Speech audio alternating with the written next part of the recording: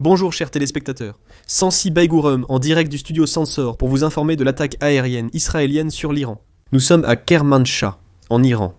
Ici, la base de missiles iranienne a été attaquée lors d'un raid aérien mené par l'armée israélienne.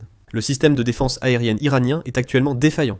La base militaire Imam Hassan à Kermanshah a subi de lourds dégâts suite à une attaque israélienne.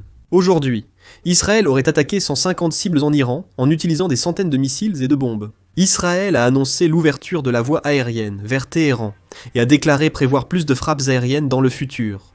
Israël continue d'attaquer les systèmes de défense aérienne iraniens. Cette vidéo montre comment l'armée israélienne attaque les systèmes de défense aérienne iraniens. Un avion de chasse israélien repère et tire sur un drone iranien. Un camion de drones du Mossad est découvert en Iran. Tout comme l'Ukraine a utilisé des drones pour attaquer les bombardiers russes, Israël a également rempli un camion conteneur de drones et a mené des attaques à l'intérieur de l'Iran. En Jordanie, on a retrouvé le propulseur d'un missile iranien. Il a été intercepté et est tombé en Jordanie.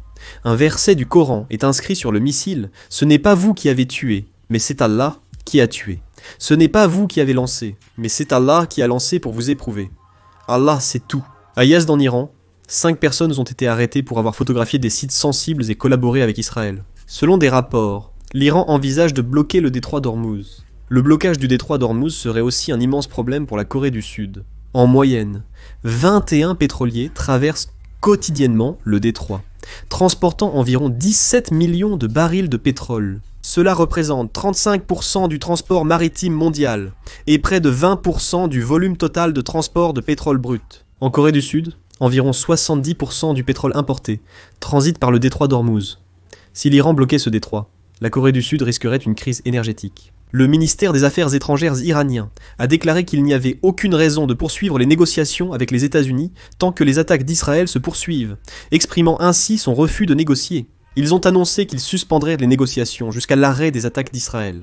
Israël a annoncé contrôler l'espace aérien de l'ouest de l'Iran, affirmant dominer le ciel depuis son territoire jusqu'à l'ouest iranien, puis de là jusqu'à Téhéran, selon l'armée israélienne. Le ministère de la Défense du Pakistan a annoncé son soutien total à l'Iran, montrant la dimension internationale grandissante de cette guerre. Fin de la vidéo.